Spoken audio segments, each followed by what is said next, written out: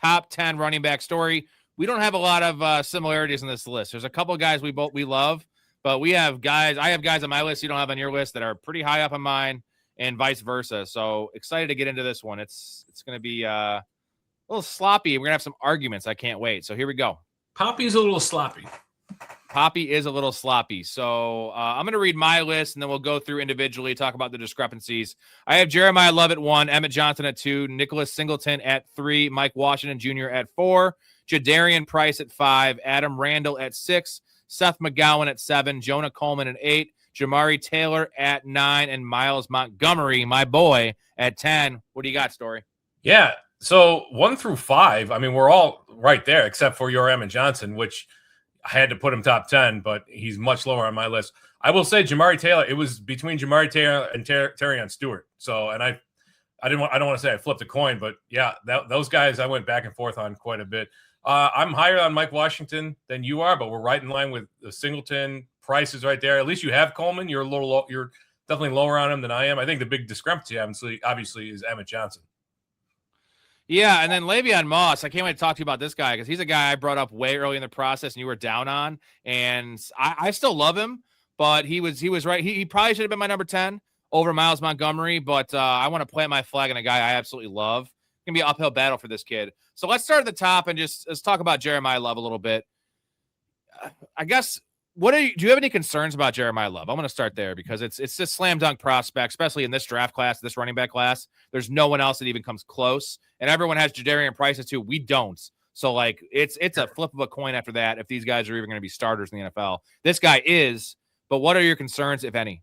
I mean, I struggle to find a weakness. I guess you could say his contact balance is a little less than ideal, and he plays at a pad level I'm not extremely thrilled about, but that can get cleaned up in camp. I'm not really worried about that. I don't know, man. There's not a whole lot to dislike about him. Is he Bijan Robinson? It was a really close comp for me. I ended up going with Jamal Charles as my comp, but he's an upright runner with true home run ability. 4.36 in the 40. Like, what's he listed at? 6'0", 212. So perfect frame. Yeah, 18 rushing touchdowns, 3 receiving touchdowns last year. What's not to like about this guy? Yeah, it's funny. Jamal Charles was about 190, but I see the comparison. So my comp is a bigger Reggie Bush. And when I say not just bigger, like a tougher Reggie Bush was not made for the NFL game in between the tackles. But it's the bouncing stuff, which isn't the worst thing in the world. But remember when you asked me during the combine, and you're like, Jeremiah Love always does this wasted move with his little high step he does. That's a little concerning. And I'm trying to, like, we're picking nits here, like really small ones, because the dude's a great prospect. And he's a Jahmyr Gibbs level prospect. But the Reggie Bush thing is good because he's a home run hitter. And I think he's built for a giant workload. I don't think he's built for what Bijan Robinson or even Jahmyr Gibbs has shown that he can, because Jahmyr Gibbs has stayed relatively healthy in the NFL. So what do you think his touch ceiling should be? Like, if you had a coach that wasn't Kyle Shanahan, doesn't give a shit about CMC's health, like, is he a 280 touch player? You know, I would put 300 realistically. He's so? a guy. Yeah. Now he only had 225 last season, so not a huge workload. But when you've got Jadarian Price waiting in the wings, you don't necessarily need to give the guy the ball 275 times. In the NFL, that changes a little bit. Talent difference is much greater. Your backup running backs are a lot different there. So I think you could push for 300 touches for him overall. Yeah, man. I love him. In this class, it's an obvious pick, and there's offensively too. This entire draft class, like it's automatic. But I just think that if he goes to the wrong spot and he doesn't get used properly, because his biggest strength in my mind, besides the home run hitting stuff, is his ability in the passing game, and not just like the fact he can catch wheel routes and screen passes and run some routes. It's you can line him up all over the field, and you've seen Atlanta start doing that with Bijan. And when they would play Algier, they have him off to the side. And that's where Jeremiah Love can thrive. So if you get a coach that's creative, you have a weapon opposed to just a running back. So that is the upside there. If someone uses them like a traditional running back, you're going to get some giant home run hits and long touchdowns, long runs, but you're not going to utilize him to the strength that he actually has, which is an all-purpose back. The question is, what does his role become? Like, where does he land? Like, where if he gets drafted to the Giants, are they going to have a rotation? That's going to absolutely crater his year one value. He needs to walk into a really great spot. So you hope that somebody, when we're talking about these other guys, they're all going to go late enough that literally any team will have the opportunity to draft them, right? With Love, there's only so many teams that have the draft capital or will be able to draft or trade up to get the draft capital in order to invest in him. Because there's no question that he's going top 10. So Tennessee, great spot. Washington, great spot. The Giants now at 10, in addition to what's their other pick, not a great spot. I get worried about the landing spot for him just because he's going to be overdrafted in fantasy just based on the draft capital, the talent, et cetera, et cetera. If he goes to the Titans, are you taking Jeremiah Love or Omarion Hampton this year? Probably Omarion Hampton. Probably Omarion Hampton in redraft. I want to see that's the line for me. Yeah, I think that Love could get there, but Omarion Hampton, we saw brief flash, and they were really invested in Kamani Vidal afterwards. But with a full off season of the offensive line, things gelling there, Trey Harris taking the next step, I think that Chargers offense could be very intriguing, including Omarion Hampton. Give him the keys to the kingdom. Let him run like he did in college, and you've got yourself a home run hitter. All right, at number 2, you have Mike Washington Jr. I have him at number 4. He's consensus 3 or 4, so we're right around the same range.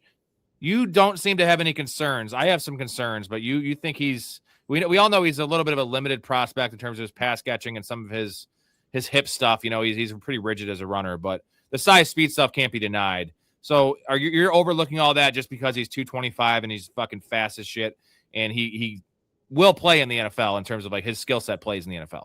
I mean, he's going to bully his way onto the field very quickly. Best size adjusted athleticism in this entire class. Not the best measurables overall, but the athleticism is incredible. He did bounce around a little bit. I mean, he's agile. He's a good pass catcher. They didn't throw as much at Arkansas as I would have liked, but he still had 226 receiving yards last year, which if you look at Jeremiah Love, he had 280 receiving yards last year. So not that, really good pass catcher, compact. He's an efficient back. He wins in space. I like him quite a bit. I think he's like the thing is, I have him drafted here because I don't think any other player in this draft is going to be able to bully their way on the field like Mike Washington will. So for me, it's not a great comp in terms of like the overall output, but I look at him as like a Chris Carson plus, like a better pass catching version of a Chris Carson. That's my first player comp. Yeah. Is it really? Yeah. And Chris Carson was like a 4.5 guy. So it's like he's a much more athletic Chris Carson. Chris Carson's a harder runner. That dude was a fucking bulldog. And then obviously it's the Raheem Mostert thing just because everything screams Raheem Mostert. So he's a mix between he's more physical than Mostert. I think he's a better pass catcher than Mostert, but he is more like Chris Carson. So it's right in between those two guys. It's not the best comp in the world, but he has the speed that none of these guys have. Like maybe Mostert had that, but it still wasn't that elite for that size. So it's a dream prospect if you could make it work. There's still a lot of stuff he needs to iron out, but the tools are there. And you saw him crying at the combine. I do attribute that to how hard he's worked. And I think he's worked really hard to get where he is at this point of his career. Something to be said about that, right? He's a guy that's not going to take anything lightly. And, maybe I'm reading too much in between this, but that moved me a little bit. And it's just like, a lot of times we underestimate how hard these kids are working and what they've sacrificed to get here. So this is a chance for him to have, I think latest he goes is like pick 50, I would say midday 2. So you're going to have really good draft capital. And I just hope he goes to a team. If you have him in dynasty, stuff like that, you're looking into him. A team like the Vikings, team like Seattle, not a team that has an established starter because he could get buried fast because he's a dude that could make a bonehead mistake or two. And, you saw that with Caleb Johnson, man. Like it's really easy to get in these coaches' doghouses if there's other guys that could play ahead of you.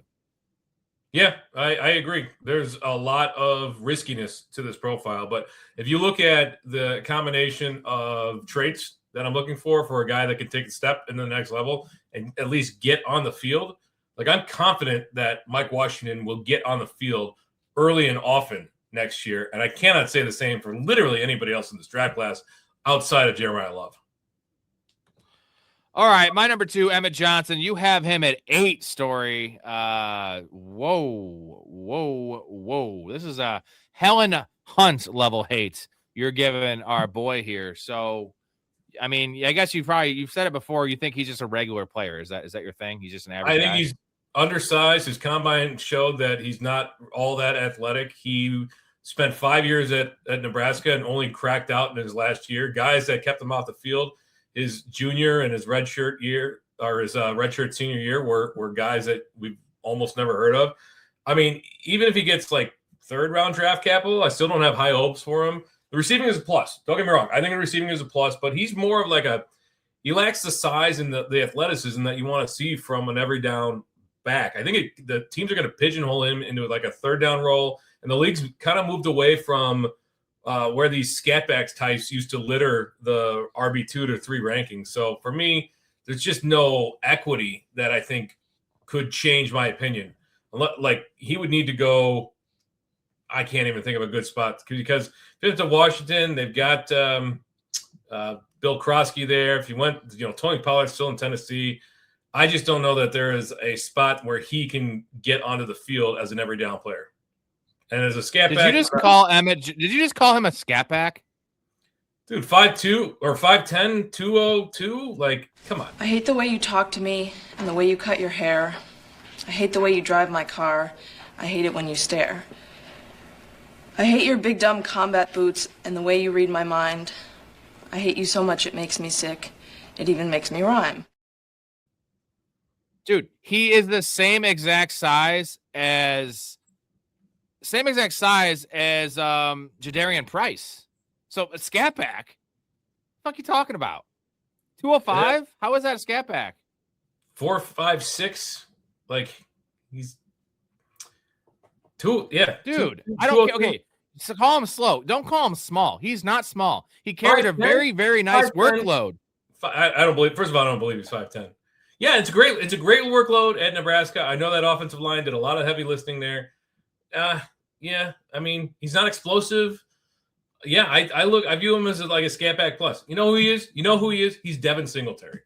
Not exactly a scat back, but okay. So my comp to him is a better. He's Zach Moss. Zach Moss is huge. Devin Singletary is my first comp, but it's a better Devin Singletary. And then my other comp is Ray Rice. Versatility, dude. That versatility, man. Dude, Ray Rice had burst. Emmett Johnson has no burst. Emmett Johnson gets tracked down in the open field like he's wearing a weighted vest.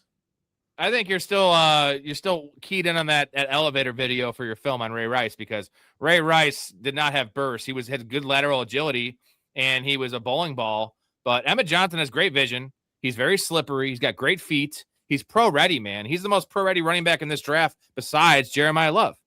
That you could that's true. And the upside isn't there. That's why Devin Singletary is one of my comps. But in a class lacking for day one pros, and we're looking at projections for all these guys, this is a guy I don't have to project. Like I said, he could be a handcuff for a bell cow. He could be a handcuff for a scat back. He's both. Love it. Love Emmett Johnson. I think he's a stash in PPR leagues. Dynasty. Well, that might be good in this draft class. All right. I've talked about Emmett Johnson so much in this show, and I stuck with my guns, though, Story. How about that? All right. Wanda Trust time. We both have Nick Singleton at 3. It's a guy I've been warming to. Wand of Trust time. We're higher than consensus on Nick Singleton. We love him. This is probably Mike Washington has the best measurables.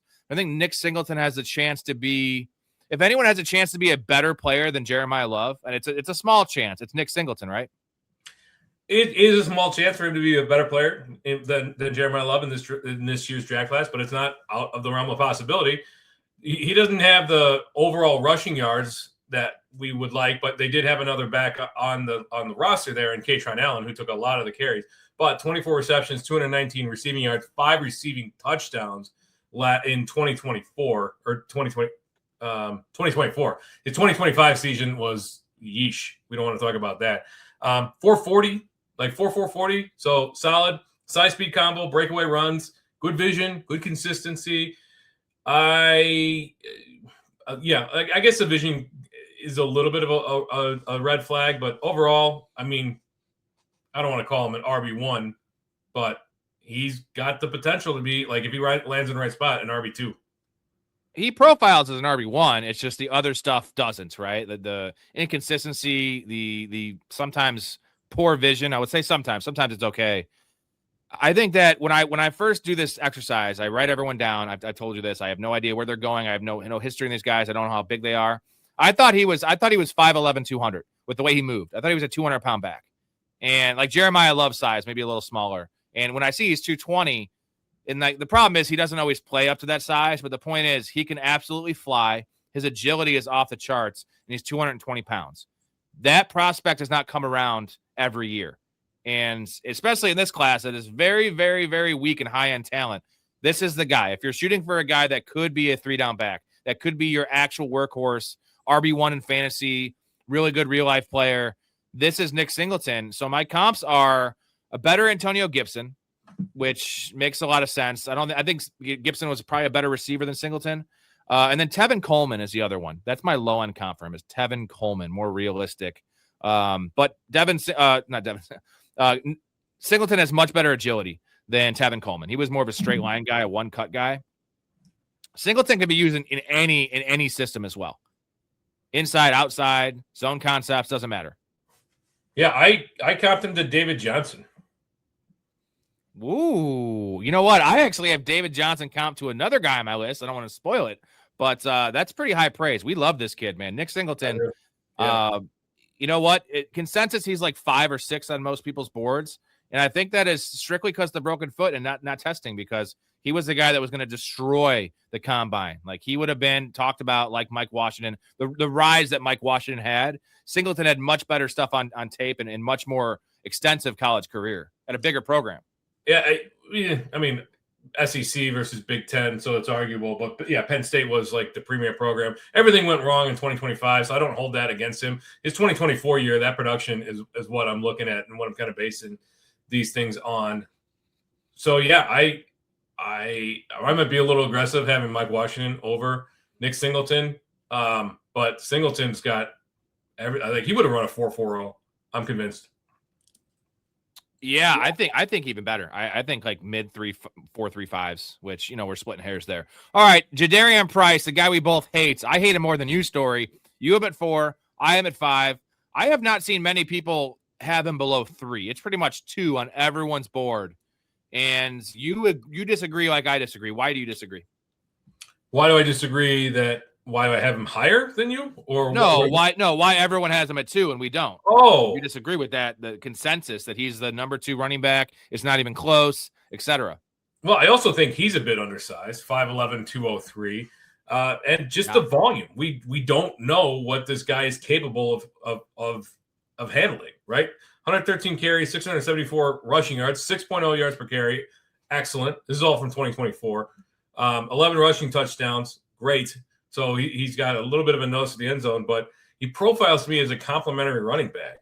You know, he might have a year here and there, but you know who that reminds me of? Sony Michel, where he's going to have a couple of good years, a little bit into his career, and then dude, you got to be kidding me! That's my comp for him, Sony Michel. I was about to say you're going to laugh when you see this comp, and I don't know if you can see it, just so the people can see. It's all here. I don't know if you can read that. Sony Michel. I believe you. I mean, you said it first. That's wild, bro. That is the ultimate one to trust. We had the same comp for Jadarian Price, and it's one of the biggest busts. The Patriots take him in the first round? Was it the end of the first round?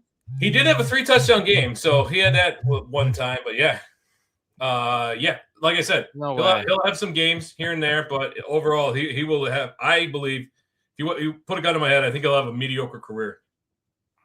You know what's wild to me is that we disagree so wildly on some players than other players.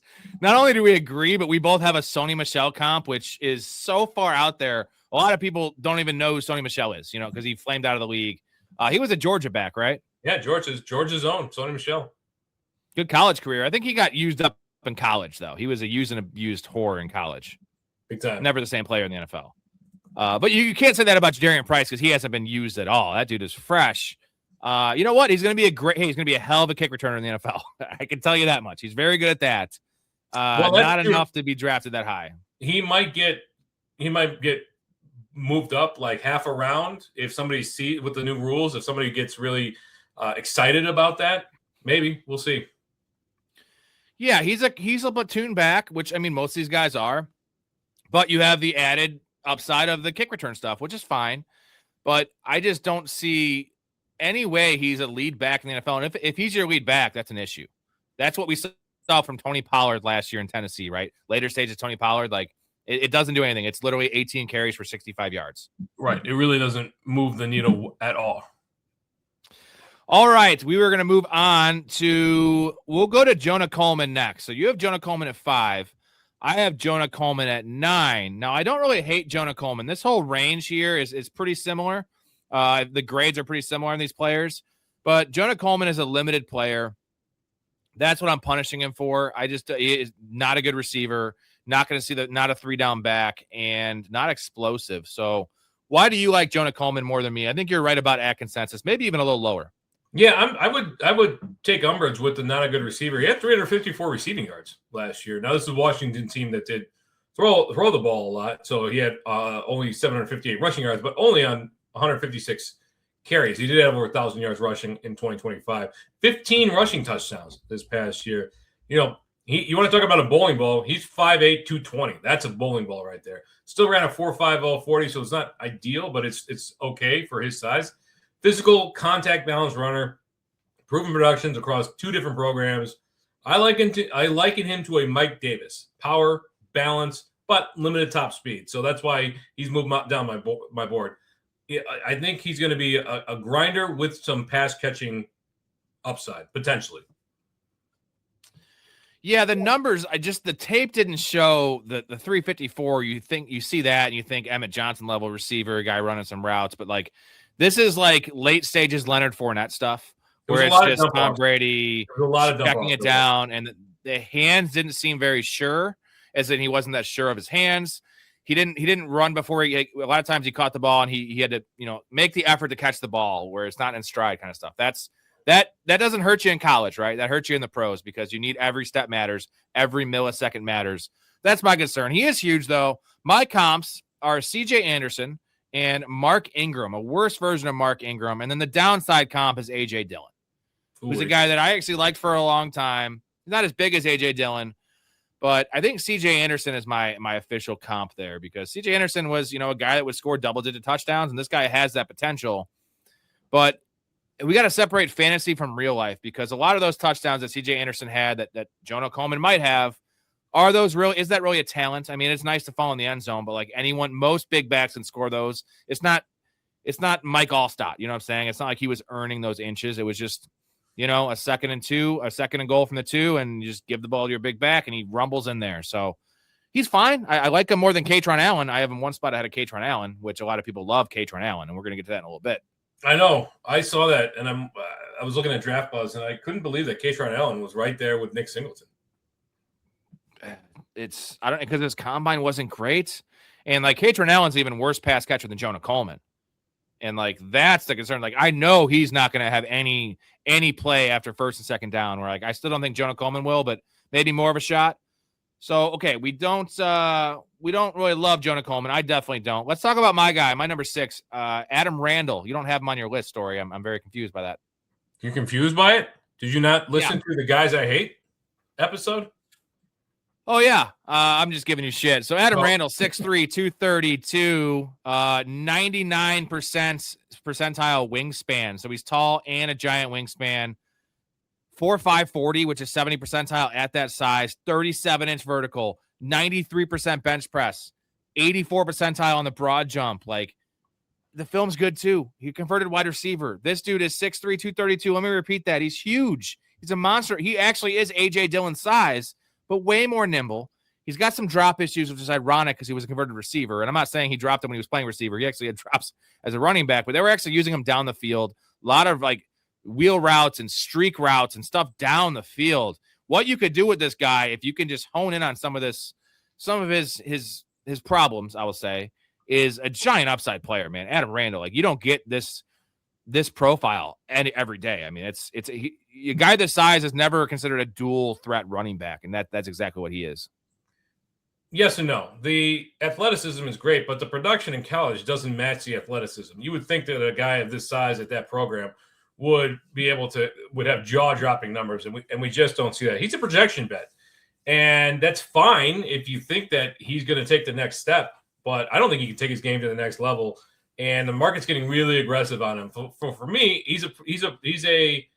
I'm just going to go with the safe bet, which is that he never actually manifests as a true workhorse running back in the NFL.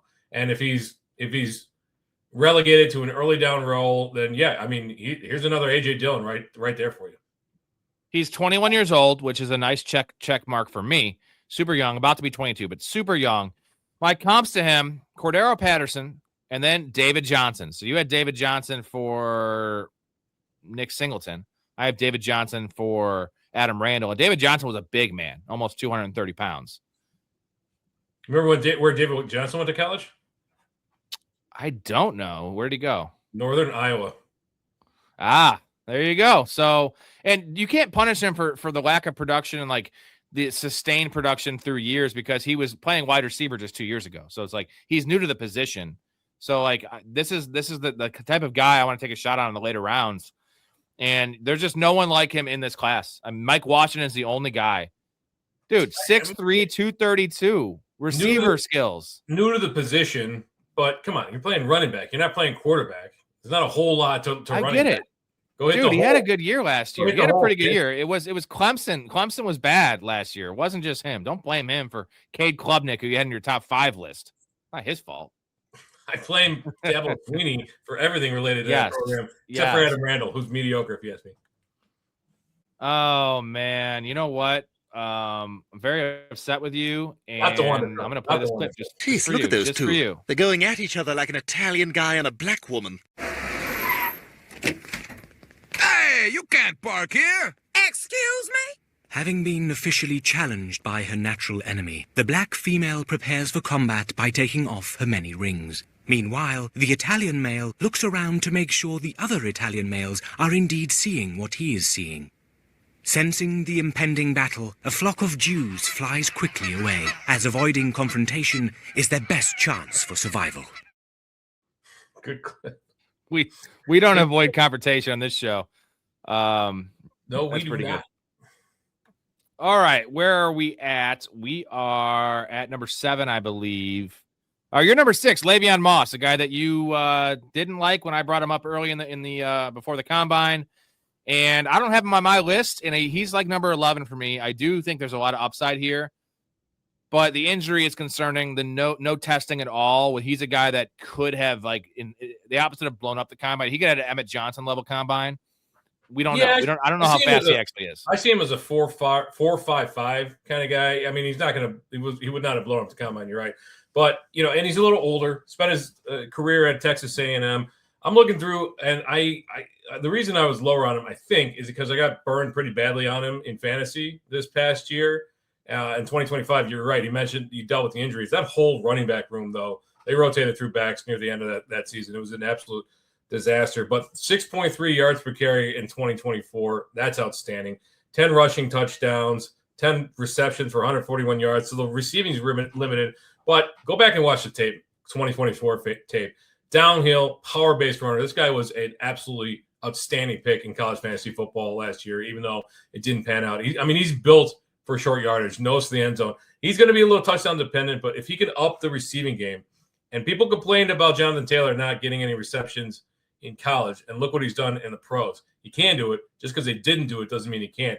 I like his size, his goal line ability, early down ability. If he can get the receiving game there, this guy profiles to me as a Josh Jacobs light. I have less explosive Josh Jacobs. No, you don't. Do you really? Yes, I do. I'll send you a picture after this to prove my.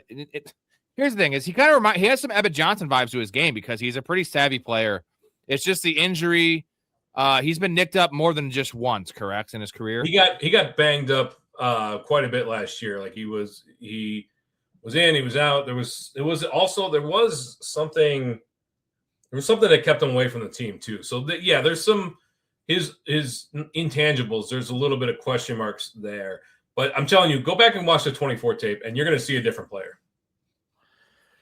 Yeah, dude, I did watch it, and I love the guy. But here's the thing: is when I watch his tape and he plays bigger than he is, I expected him to be 215 or 220 pounds, and 203 with his play style, and that's part of why he got banged up. Or like you punish Emmett Johnson for being so small. Emmett Johnson's bigger than this kid.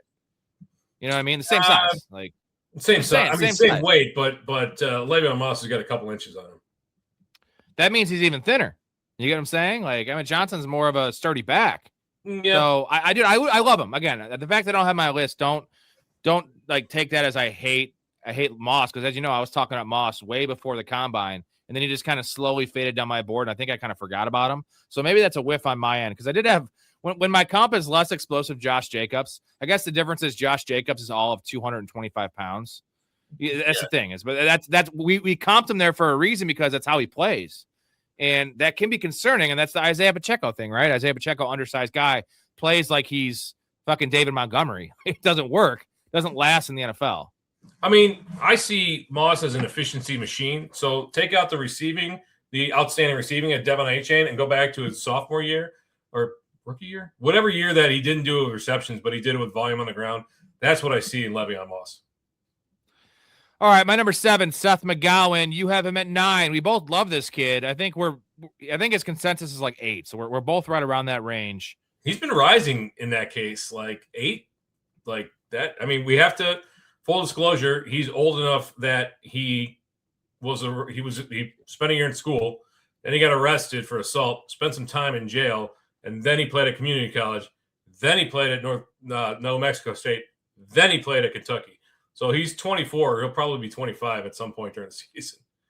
That's a concern. But in most cases, I've mentioned this before, when a guy gets arrested, like it's a red flag character concern. I feel like I have no character concerns, because this guy works his ass off and actually served jail time, where it's like he had his one chance. I compared it to Joe Mixon, who's kept his nose clean in the NFL after that. He didn't actually get arrested, but he did blast a girl in the face. And it's a casual gloss over that one. But no, yeah, he definitely he might have blasted her in the face the night prior, her friend, and then blasted her with his fist. But I don't have any concerns there. I think that you're going to get a hardworking kid, and my comps to him are bigger Isaiah Pacheco and then Isaac Guerrero as a guy that's just a bigger back, that's a home run hitter. And there's some concerns, though. The pass catching stuff is rough. He has the tools to be a great pass catcher, but he tends to just get moving too quickly and has concentration drops. His vision's not the best. Again, he tries to hit every hole, and he needs Le'Veon Bell to come in and be like, "Hey, buddy, like smoke a joint with me, chill out at the line of scrimmage, see the hole, and then hit the hole instead of just try to hit a hole that doesn't exist." Yeah, that is a concern. Obviously, also, the inactivity, the sample size is small. He had some early career efficiency, and then he had some mid-career efficiency. In 24, he was 5.4 yards per carry. Last year, it dipped to 4.4, but he did have 12 touchdowns last year. He had 277 receiving yards in 2024, so he can catch the ball too. I profile him to a Damian Harris kind of guy, and it's just because I don't know it's a sample size thing. Like if we had seen 4 good years or 3 good years out of Seth McGowan, what would we have seen? Like it's tough for me to take away too much from just 2 years in New Mexico State and Kentucky, but the 2 years that we did see, especially last year, there's a lot to like. There's a lot to be wary of as well. Okay, we have your number 7, Kalon Black, out of Indiana. He did not make my list. He was not that close. I don't think I hate the guy. I think he's a pretty high floor prospect, super tough runner. What do you like about him? Yeah, so he followed Cignetti from James Madison over to Indiana. Spent 2 years at Indiana. 5'9", 211. He is older. He's also 24. 4.45 in the 40. 1,000 rushing yards. I like the efficiency. 5.6 yards per carry last year. 10 rushing touchdowns. He had 27 receptions in 2023 last year at James Madison. He also had 254 receiving yards that year and 4 receiving touchdowns. So also a guy that can do the pass catching. Indiana didn't utilize their backs as pass catching backs. They also had a stable of guys that they rotated through. Experience. He's a steady producer. I think it's a pretty low variance profile. You're not going to get a lot of upside from this guy, but I don't think he's going to disappoint that much either. So weaknesses, limited explosiveness, the consistency's nice, the vision's nice. He's kind of a committee running back. So that's why I think he can do what Monangai did last year. So I got a Kyle Monangai comp. That's exactly what I have, bro. Kyle Monangai. Get the fuck out of here. Holy shit. These are going to be like wildly different when we do the wide receivers. I know it. We'll see. 3% on the shuttle drill. That is a big concern. Those feet are just not very nimble, but this dude, 27 bench press reps, like he is a full-grown man. And like you said, the pass catching stuff for the type of running back he is very impressive. So I see the appeal. I feel like he's a very safe prospect, and a team like the Bengals, right? Like if they don't get their true Jonah Coleman, they don't want to spend a second or third round pick on a goal line back. This is a guy that could be the goal line back, also be the handcuff for Chase Brown. Got to definitely keep an eye on, and played in some big games too. Let's not take that away from him. So that's true. Yeah, he definitely played some big games. These comps are crazy. All right, my number 9, down to the number 9 for me, Jamari Taylor, guy you said just missed on yours.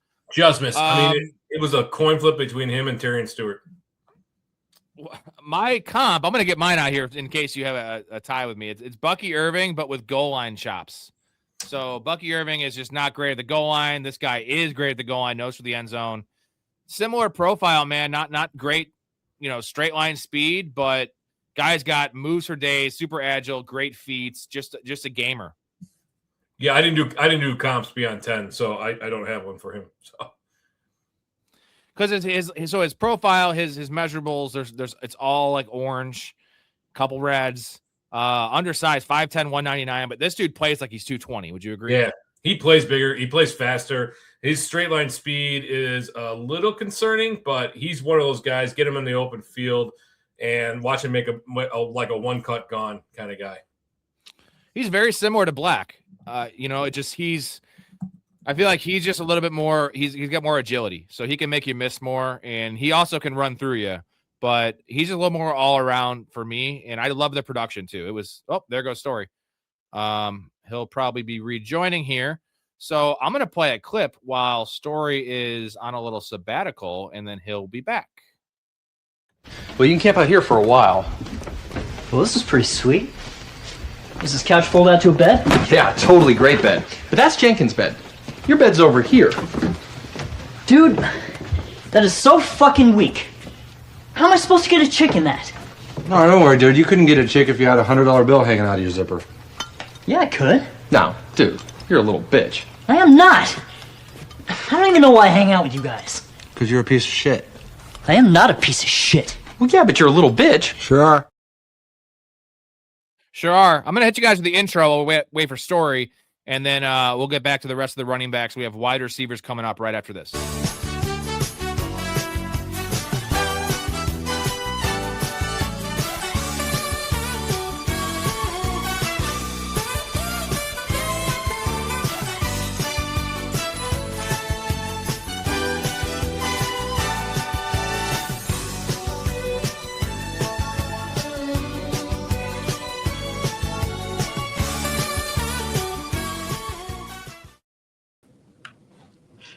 Did your computer die?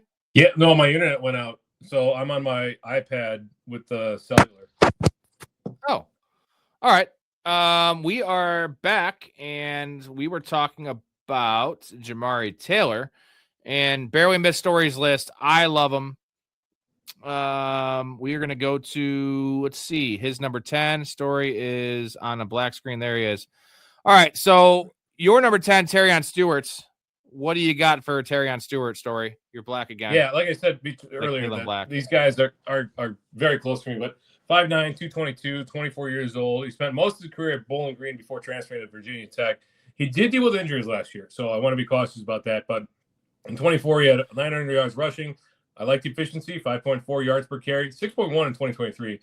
12 receiving yards, so the receiving profile, not there, not the fastest guy, but he's a productive runner, compact, efficient guy. Good balance, good consistency. I do worry about the competition, the level of competition jump. The jump from Virginia Tech to the NFL is a big jump. Kind of rotational running back. I see him. I've got a comp of Jalen Warren for this guy. I have Zach Moss. I don't know. I just feel like he's just a guy. That's what I saw when I saw his film. Kind of glossed over his film. I didn't see a lot of it. So what do you think? Is he any upside in the NFL, or is he just going to be a committee back? No, I think he's going to be more of a committee back. There really is not a lot of upside. The receiving profile is not there. There's a number of warning signs that this type of profile doesn't. And so for a lot of these guys, it's just a matter of like, all right, well, why do you have him at 10? It's just the rest of the guys, there's red flags on every single profile of every running back from here on out. So, yeah, I like him. I also like Jamari Taylor. But, yeah, I also like the guy you have at 10. Ooh, you do. Is it crazy to have him on the list, though? So my number 10, Miles Montgomery. This is a UCF player that has not gotten any buzz and was not invited to the combine. In my mind, blew up his pro day because everything was amazing, super fast, super agile.